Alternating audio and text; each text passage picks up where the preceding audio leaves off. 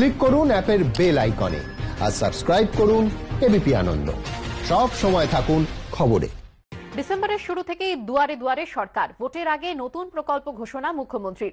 বাঁকুড়ার খাতড়ার সভায় তাঁর মন্তব্য, একটা দুটো খারাপ লোককে দেখে রাজ্যের বিচার হয় না। পাশাপাশি এনআরসি ইস্যুতেও বিজেপিকে নিশানা করেছেন তৃণমূল নেত্রী। মিথ্যাচারের রাজনীতি করছেন, আক্রমণ বিজেপির।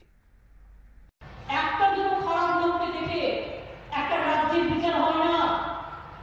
একটা বিদ্যালয়ে সব টিচার কি সমান হয়? একটা পুলিশে সব পুলিশ কি সমান হয়? কেউ কেউ একটু দুষ্টু হয়, কেউ কেউ একটু মিষ্টি হয়। কাজ করতে গেলে 10 জনের মধ্যে 2 জন খারাপ হতে পারে, কিন্তু 8 জন খারাপ নয়, মনে রাখবে।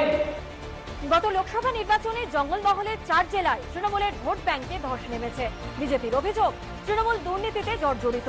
এই প্রেক্ষাপটে বাঁকুড়া সফরে গিয়ে এই ইঙ্গিতপূর্ণ মন্তব্য করে কি আসলে জঙ্গলমহলবাসীকে ফেরানোর চেষ্টাই করলেন মমতা বন্দ্যোপাধ্যায়? 2016 বিধানসভা নির্বাচনের মুখে যখন দুর্নীতির অভিযোগে জর্জরিত তৃণমূল, তখন মমতা বন্দ্যোপাধ্যায় বারবার বলেছিলেন 294টি আসনে তিনিই প্রার্থী। প্রার্থী গৌতম দেব বা খগেশ্বর নয়, বা বাইচুং ভুটিয়া নয়, বা অনিল অধিকারী নয়, বা অনন্ত দেব অধিকারী নয়, বা রবীন্দ্রনাথ ঘোষ নয়, বা অর্ঘরায় প্রধান নয়, বা আমার পবন লামা নয়, উইলসন চম্পামারি নয়, শান্তা ছেত্রী নয়। ক্যান্ডিডেট হচ্ছে মমতা ব্যানার্জি। 294টা সিটে আমি প্রার্থী। মমতা সেই বার্তাই ম্যাজিকের মতো কাজ করেছিল নির্বাচনে। এবারও কি সেভাবেই প্রচারের ইঙ্গিত দিলেন তিনি? যদিও এই নিয়ে পাল্টা কটাক্ষ ছুড়ে দিয়েছে বিজেপি। মাথাটা যখন খারাপ হয়ে যায় না, তখন সবকিছু খারাপ হয়ে যায়। তৃণমূল কংগ্রেসের মাথাতে যে দুজন বসে আছেন, সেটা এত পরিমাণ খারাপ হয়েছে যে বাইরে থেকে কনসালটেন্ট নিয়ে আসতে হচ্ছে, কোনো দলীয় নেতাকে পাওয়া যাচ্ছে না রক্ষা করার জন্য। এটা মাথা খারাপের লক্ষণ। আর মাথাটা খারাপ হয়ে গেলে পুরো শরীরটা খারাপ হয়ে যায়। তৃণমূল কংগ্রেস এবং তার সরকারের তার জন্য পুরো শরীরটা খারাপ হয়ে গেছে। গত লোকসভা নির্বাচনের নিরিখে জঙ্গলমহলের 4 জেলা ঝাড়গ্রাম, পশ্চিম মেদিনীপুর, বাঁকুড়া আর পুরুলিয়ার মোট 40টি বিধানসভা কেন্দ্রের মধ্যে 30টিতেই বিজেপি এগিয়ে, 10টি আসনে এগিয়ে তৃণমূল। অর্থাৎ পাহাড় হাসছে, জঙ্গলমহল হাসছে বলে একসময় মুখ্যমন্ত্রী যে কথা বলতেন, আজ সেই দুই গড়েই কড়া চ্যালেঞ্জের মুখে তৃণমূল। আর এই প্রেক্ষাপটে বাঁকুড়ায় দাঁড়িয়ে ভোটের আগে নাম না করে মন করেছেন মমতা। নির্বাচনের সময় অনেকের মতো আসবে, দাঙ্গা লাগাবার কথা বলবে, ব্যাংকে আবার টাকাও জমা দিয়ে দেবে ভোটের জন্য। মনে রাখবেন, ওই টাকাটা ওদের জমিদারের টাকা নয়, ওই টাকাটা আপনার টাকা। যে টাকাটা আপনার নামে জমা দিচ্ছে তার জন্য টাকা দেবেন, কিন্তু ভোট দেবেন না। মাননীয়, কোন মুখে বলছেন নির্বাচনের আগে হিংসা হতে পারে? আপনি তো আপনার প্রশাসনের মদতে হিংসা, আইন ভাঙায় সমস্ত কিছু শুরু করে দিয়েছেন। তাই কি আগে থেকেই গিয়ে রাখলেন যে হিংসা হতে পারে? বঙ্গ দখলের লক্ষ্যে ঝাঁপিয়ে পড়েছে বিজেপি। তাদের 5 জন কেন্দ্রীয় পর্যবেক্ষক মাটি কামড়ে পড়ে আছেন। অমিত শাহ এবং জেপি নাড্ডা পালা করে বাংলায় আসছেন। পাল্টা এই অবস্থায় 21-এর মহাযুদ্ধ দোরগোড়ায় পৌঁছানোর আগেই সরকারকে মানুষের দুয়ারে পৌঁছে দিতে উদ্যোগী হয়েছেন মমতা। সেই লক্ষ্যে আগামী 1 ডিসেম্বর থেকে শুরু হচ্ছে দুয়ারে দুয়ারে সরকার কর্মসূচি। জনসংযোগে নতুন মাত্রা যোগ করলেন মমতা বন্দ্যোপাধ্যায়।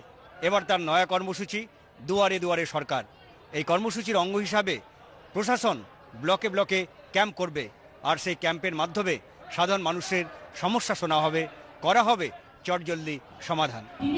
কর্মসূচিতে আপনারা আমাকে যে কাজ দিয়েছিলেন, আপনারা জানেন প্রায় 90% কাজ আমি করে দিয়েছি। এমনকি ঘর ঘরের সরকার, যেটা দুয়ারে সরকার, এই প্রোগ্রামগুলোতে আপনারা আপনাদের যদি কোনো সমস্যা থাকে নিশ্চয়ই করবেন। সব সমস্যা সমাধান করা হয়তো যায় না, চেষ্টা করে দেখতে ক্ষতি কি আছে। যে 500 কোটি টাকা খরচ করে যাকে নিয়ে এসছে তাকে আলটিমেটলি বিজেপিকে কপি করতে হচ্ছে। 2019 সালে আমাদের মা দুর্গার ছবি দিয়ে আমরা লোগো তৈরি করেছিলাম এবং ঘরে ঘরে সম্পর্কে আমরা পৌঁছেছিলাম দুয়ারে দুয়ারে পদ্মের আগমনী করে। আজকে সেই দুয়ারে দুয়ারে বাংলায় সরকার বলে মানে এবার বোঝা যাচ্ছে মমতা ব্যানার্জি ভেতরে ভেতরে বুঝতে পারছে যে সে বিজেপিকেই আলটিমেটলি কপি করছে, তৃণমূল সরকারকে আর কেউ ভোট দেবে না। আগামী বিধানসভা ভোটের আগে এনআরসি ইস্যুতেও বিজেপিকে তীব্র আক্রমণ করেন মমতা। আলু নেই, পেঁয়াজ নেই, সব আলু নিয়ে পালিয়ে গেছে। কতগুলো কালোবাজারি যোদ্ধা এদের হাতে আইন করে দিয়েছে, চাষিদের সব কেড়ে নেবে।